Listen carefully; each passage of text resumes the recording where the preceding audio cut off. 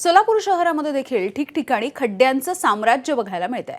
शहरामधल्या जुना बोरामणी नाका ते कृषी उत्पन्न बाजार समितीपर्यंतचा रस्ता हा अक्षरशः मृत्यूचा सापळा बनलाय। या रस्त्यावरती वारंवार अपघात होत आहेत, तर अनेकांना आपला जीव गमवावा लागलाय।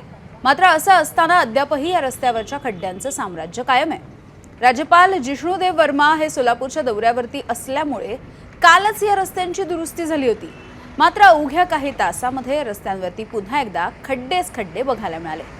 इतकंच नाही, तर रस्त्याच्या कडेला असलेल्या नाल्याचे सुरक्षा कठडे देखील तुटलेले आहेत। त्यामुळे या ठिकाणी कधी कुठली दुर्घटना घडेल याची शाश्वती नाही। परिणामी सोलापूरकरांना जीव मुठीत धरूनच याच रस्त्यावरून प्रवास करावा लागतोय।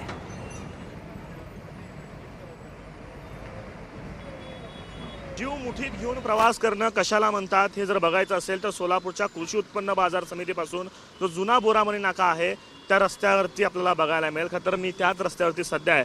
खरं तर दरवर्षी कित्येक लोकांचे जीव या रस्त्यावरती जातात, मात्र महानगरपालिकेला जाग मात्र येत नाही।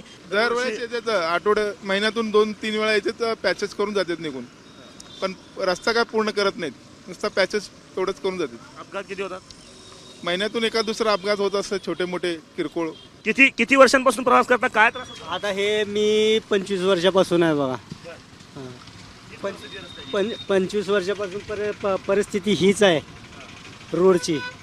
कधी रोडचं खड्डेच मिटले नाही, ती माणूस मिटून जाते पण रोडच मिटत नाही। गाडी काय चालवणे अवघड आहे। आमच्यासारखे वयस्कर माणसाला तर डॉक्टरांना पैसे द्यावं हे कंपल्सरी झालंय बघा। कुठलाही काय बी होत नाही सोलापूर शहरात, फक्त खड्डे हे पाऊस माणसाला त्रास होत आहे। किती वर्षांपासून या रस्त्यावर प्रवास करताना अवस्था कशी आहे? मला इथं आता 40 वर्ष झाली की हेच रस्त्यावर आहे। खूप त्रास होत आहे। अक्षरशः या भागातील लोक हैराण झालेत। आम्ही वारंवार या संबंधित प्रशासनाला याबाबत निवेदन सुद्धा दिलेलं आहे।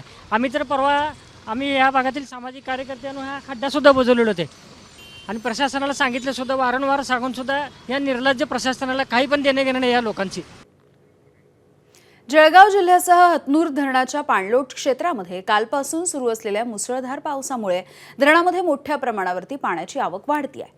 अर्थातच या वाढत्या पाण्याच्या पार्श्वभूमीवरती जळगावचे जिल्हाधिकारी जे आहेत त्यांनी हतनूर धरणामधून होणाऱ्या विसर्गाची संयुक्त पाहणी केली। एकूणच या परिस्थितीचा आढावा घेतला, तसंच संबंधित यंत्रणांना आवश्यक दक्षता घेण्याच्या सूचना देखील देण्यात आल्या। पाण्याची आवक वाढल्यामुळे प्रशासनानं खबरदारीचा उपाय म्हणून हतनूर धरणाचे सर्व 41 रेडियल दरवाजे हे पूर्ण क्षमतेने उघडलेले आहेत। तापी नदीच्या पात्रामध्ये अगदी मोठ्या प्रमाणावरती पाण्याचा विसर्ग सुरू आहे। त्यामुळे नदीकाठावरच्या गावांमधल्या नागरिकांना सतर्कतेचं आवाहन करण्यात आलेलं आहे।